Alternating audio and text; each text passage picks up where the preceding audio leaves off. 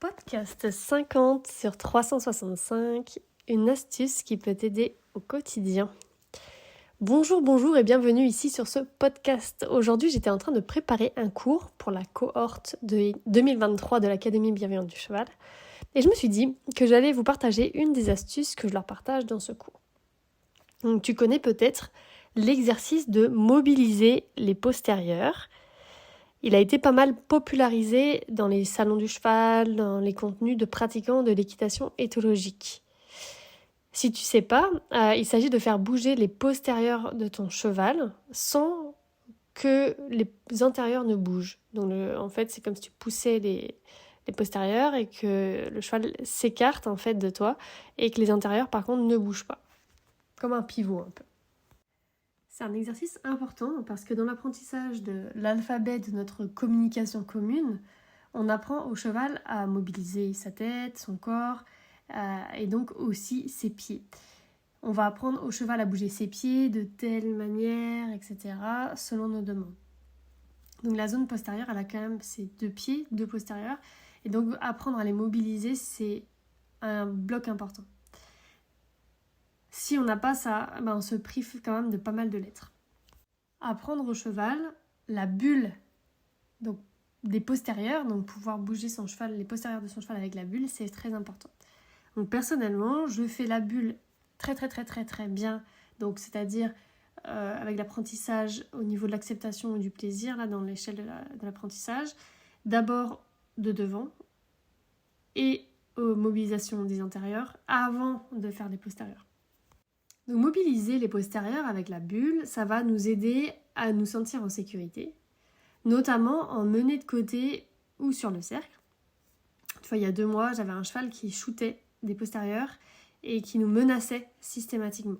Donc en fait, dès qu'on lui demandait d'aller sur le cercle ou dès qu'on lui demandait d'avancer, il menaçait et il shootait vraiment vers nous. Et donc le savoir-faire qui nous a aidé à régler le problème a été la mise en avant combinée de la mobilisation des postérieurs sur le côté, donc avec la bulle, sans avancer les antérieurs, donc que le problème a été résolu. Donc il y a eu une bonne dose de savoir-être aussi à mettre, mais au niveau du savoir-faire pur, on va dire, c'était vraiment ça qui nous a aidés. Ok, mais quelle est l'astuce de ce podcast ? J'y viens. Quand tu vas apprendre à ton cheval cet exercice, tu vas te confronter à 2 difficultés principales. 1. Ton cheval va bouger tout son corps comme un paquebot. Donc tu n'arriveras pas à avoir les postérieurs qui bougent sans que les antérieurs ne bougent. Ou de temps en temps, tu arriveras peut-être, mais ce sera un peu un coup de bol. Et la fois d'après, hop, tout va rebouger en paquebot, tu vois. Donc tu vas te dire que c'est normal, parce qu'il n'est pas souple, ou quelque chose que ton cerveau va te sortir de plus ou moins logique. Et du coup, tu vas te contenter d'un déplacement paquebot. Le problème, c'est que c'est pas aussi efficace que la figure réelle.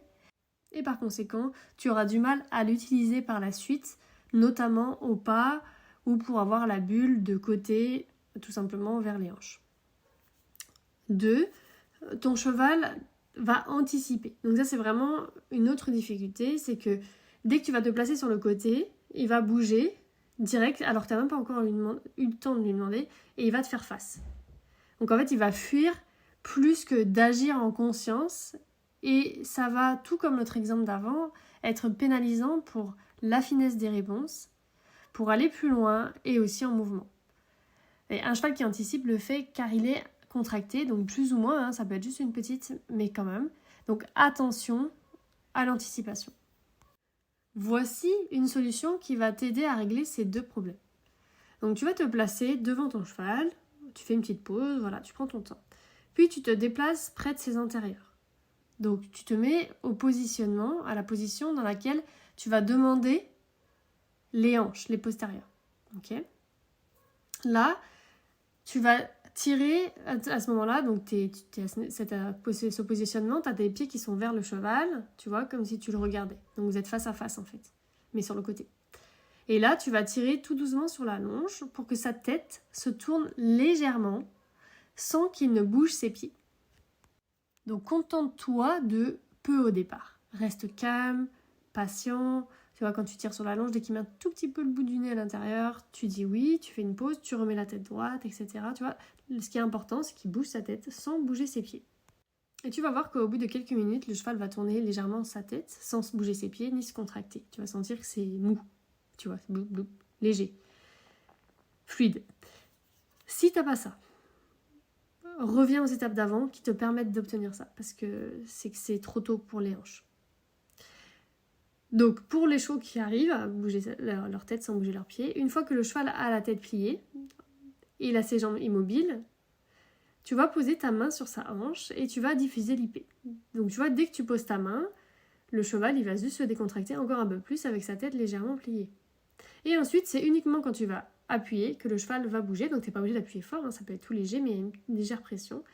Et tu vas voir que là, il ne va bouger que ses postérieurs, sans bouger les antérieurs.